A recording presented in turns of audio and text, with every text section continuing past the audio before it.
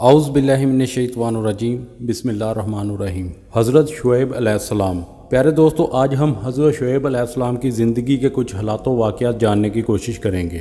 حضرت شعیب علیہ السلام اللہ تعالیٰ کے جلیل القدر انبیاء میں سے ہیں۔ اللہ رب العزت نے قرآن مجید میں 16 مقامات پر آپ کا ذکر خیر فرمایا۔ آپ علیہ السلام حضرت ابراہیم علیہ السلام کے خاندان میں سے حضرت لوط علیہ السلام کے نواسے ہیں۔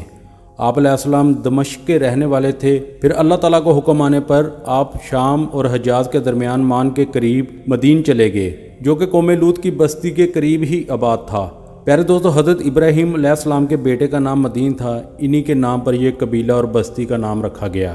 حضرت شعیب علیہ السلام کی بعثت حضرت لوط علیہ السلام کے کچھ عرصے بعد ہوئی۔ اللہ تعالیٰ نے آپ علیہ السلام کو فصاحت اور بلاغت کی صلاحیت سے سرفراز فرمایا۔ جب آپ علیہ السلام واضح نصیحت کرتے تو ہر کوئی آپ علیہ السلام کے فرمان کو بآسانی سمجھ جاتا تھا، اسی لیے آپ علیہ السلام خطیب الانبیاء کے لقب سے مشہور ہوئے۔ پیارے دوستوں، مدین کا علاقہ بڑا زرخیر اور سرسبز اور شاداب تھا۔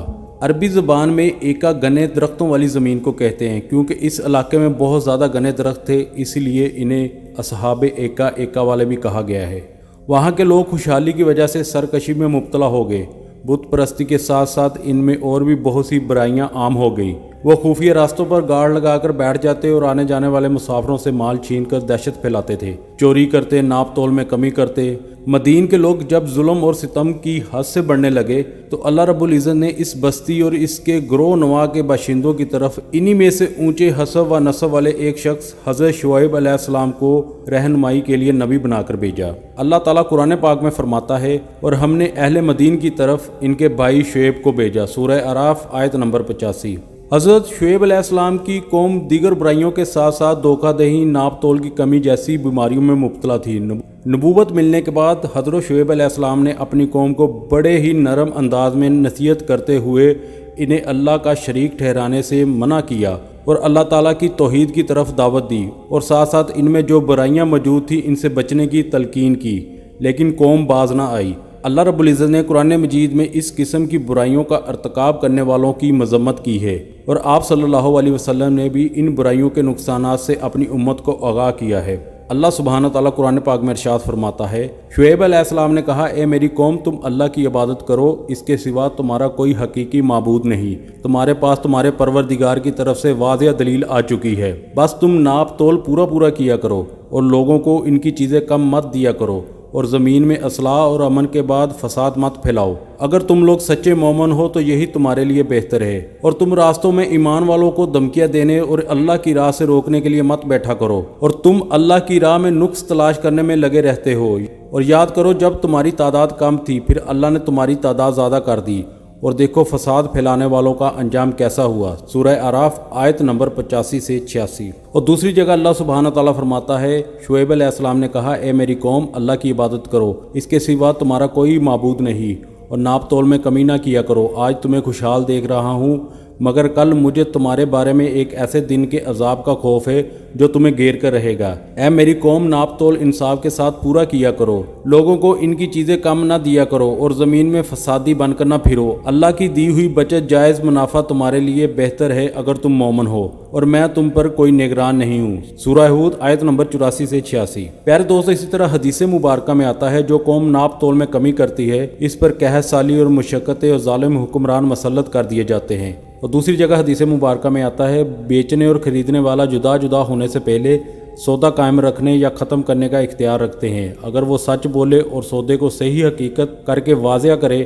تو دونوں کے لیے اس سودے میں برکت ڈال دی جاتی ہے۔ اگر وہ حقیقت کو چھپائے اور سامنے والے کو دھوکہ دینے کی کوشش کرتے ہوئے جھوٹ بولے اور اس سودے سے برکت ہٹا دی جاتی ہے۔ بخاری، حکیم بن حزام رضی اللہ تعالیٰ عنہ۔ پیارے دوستو، حضرت شعیب علیہ السلام نے اپنی قوم کو اس کے برے اعمال کی نشاندہی کرتے ہوئے ان سے بچنے اور اللہ کے فرما بردار بندے بن کر زندگی گزارنے کی نصیحت فرمائی تو قوم آپ علیہ السلام کے مخالف ہو گئی، اور آپ علیہ السلام کی رسالت کو جھٹلاتے ہوئے آپ علیہ السلام کو مجنون، دیوانہ کہنا شروع کر دیا، اور ساتھ ساتھ آپ علیہ السلام کو جیلا وطن کرنے کی دھمکی بھی دی، جس کے بارے میں اللہ سبحانہ تعالیٰ نے قرآن پاک میں یوں ارشاد فرمایا، شعیب علیہ السلام کی قوم نے کہا تم پر جادو کر دیا گیا ہے، تم ہم جیسے ہی ایک انسان ہو، بلا شبہ ہم تمہیں جھوٹا ہی خیال کرتے ہیں۔ سورہ شعراء آیت نمبر 185 سے 186۔ اور دوسری جگہ اللہ سبحانہ تعالیٰ فرماتا ہے انہوں نے جواب دیا اے شعیب کیا تمہاری نمازیں تمہیں یہ حکم دیتی ہے کہ ہم اپنے باپ دادا کے معبودوں کو چھوڑ دیں اور اپنے مالوں میں سے اپنی مرضی سے جو تصرف کرنا چاہیں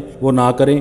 اے شعیب بے شک آپ ایک نرم مزاج اور سمجھدار آدمی ہیں۔ سورہ ہود آیت نمبر 87۔ پیارے دوستو، حضرت شعیب علیہ السلام کی قوم نے آپ کا خطاب اور آپ کی نصیحت کو سمجھنے کی کوشش ہی نہیں کی اور الٹا آپ علیہ السلام پر مختلف الزام عائد کرنے لگے۔ آپ علیہ السلام ان پر غصہ کرنے کے بجائے دوبارہ انہیں ایسے انداز میں سمجھانے کی کوشش کی اور انہیں یہ بتایا کہ تم ہمیں اپنے دین میں آنے کی دعوت دے رہے ہو، ہمارا تمہارے دین میں واپس آنا ناممکن ہے، کیونکہ اس طرح کرنے سے تو ہم نے نعوذ باللہ اللہ پر جھوٹی تہمت لگائیں گے۔ تم ہمیں یہ کہتے ہو کہ ہم تمہارے خاندان کی وجہ سے تم کو برداشت کیے ہوئے ہیں، تو کیا میرا خاندان تمہیں اللہ سے بھی زیادہ پیارا ہے؟ یاد رکھو اگر تمہارا طرز زندگی یہی رہا تو تم عذاب الہی کا شکار ہو جاؤ گے۔ پیارے دوستو، اللہ سبحانہ تعالیٰ نے اس واقعے کو قرآن پاک میں کچھ اس طرح ارشاد فرمایا اگر ہم تمہارے دین میں واپس پلٹ آئے تو بلا شبہ ہم نے اللہ پر جھوٹی تہمت لگائی، جبکہ اللہ نے اس باطن دین سے ہمیں نجات عطا فرمائی ہے۔ ہمارے لیے ممکن نہیں کہ ہم تمہارے دین میں دوبارہ لوٹ آئیں۔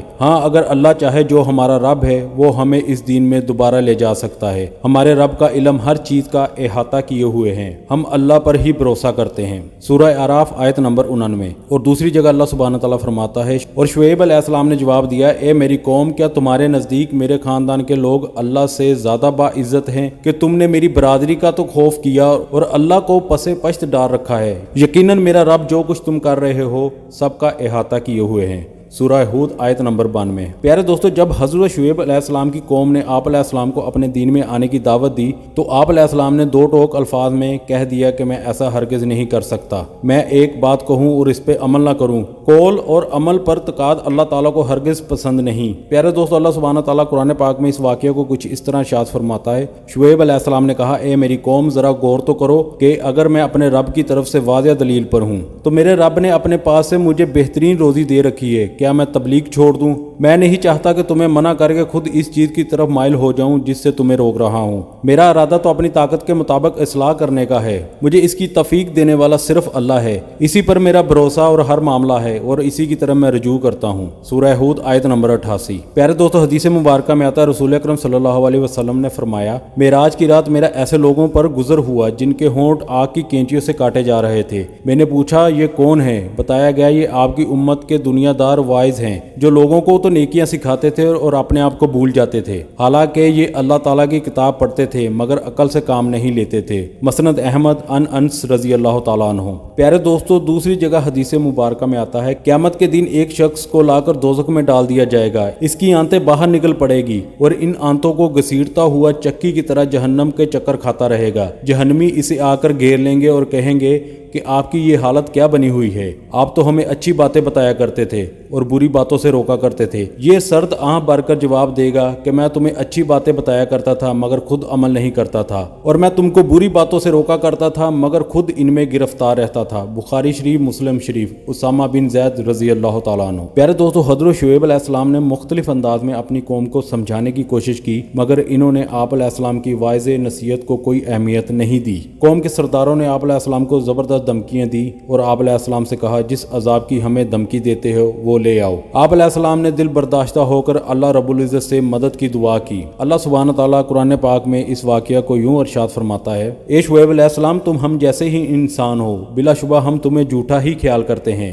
اور اگر تم سچے ہو تو آسمان سے کوئی ٹکڑا گرا دو۔ شعیب علیہ السلام نے کہا جو کچھ تم کرتے ہو میرا رب خوب جانتا ہے۔ سورہ شعراء آیت نمبر 186 سے 188۔ پیارے دوستو، جب حضرت شعیب علیہ السلام کی قوم نے دعوت توحید اور اصلاح قبول کرنے سے انکار کر دیا اور ایمان والوں کو شہر بدر کرنے کی دھمکی دیتے ہوئے آسمان سے کوئی عذاب نازل کرنے کا مطالبہ کیا تو حضرت شعیب علیہ السلام نے ان کی طرف سے نا امید ہو کر اللہ تعالیٰ سے دعا کی کہ اے اللہ اب ان کفار اور مسلمانوں کے درمیان حق کا فیصلہ فرما۔ چنانچہ اللہ تعالیٰ نے ان پر عذاب نازل فرما دیا، مسلسل 7 دنوں تک ان پر سخت گرمی اور شدید دھوپ مسلط کر دی۔ اس کے بعد بادلوں کا ایک سایہ نمودار ہوا، یہ سب گرمی اور دھوپ کی شدت سے بچنے کے لیے اس سائے تلے جمع ہو گئے۔ چند لمحوں بعد آسمان سے آگ کے شعلے برسنا شروع ہو گئے، زمین زلزلے ڈر سے لرز اٹھی۔ ایک زوردار آواز نے انہیں ہمیشہ کے لیے موت کی نیند سلا دیا اور وہ اپنے گھروں میں اوندے پڑے رہ گئے۔ اللہ سبحانہ تعالیٰ نے اپنے خاص فضل اور کرم سے حضرت شعیب علیہ السلام اور ان پر ایمان لانے والوں کو اس سخت عذاب سے نجات عطا فرمائی۔ اللہ سبحانہ تعالیٰ نے اس واقعے کو قرآن پاک میں کچھ یوں ارشاد فرمایا ہے،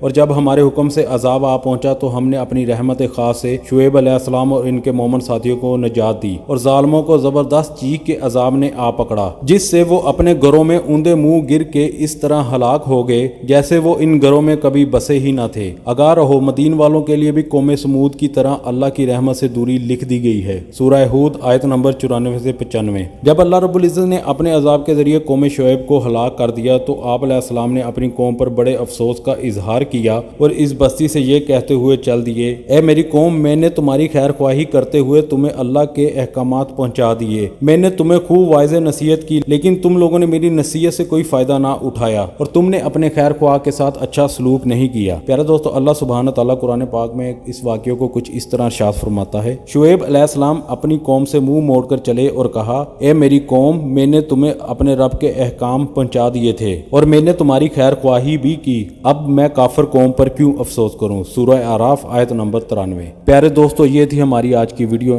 امید کرتا ہوں آپ کو پسند آئی ہوگی۔ انشاءاللہ ملیں گے نیکسٹ ویڈیو میں، تب تک کے لیے اجازت دیجیے، اللہ حافظ۔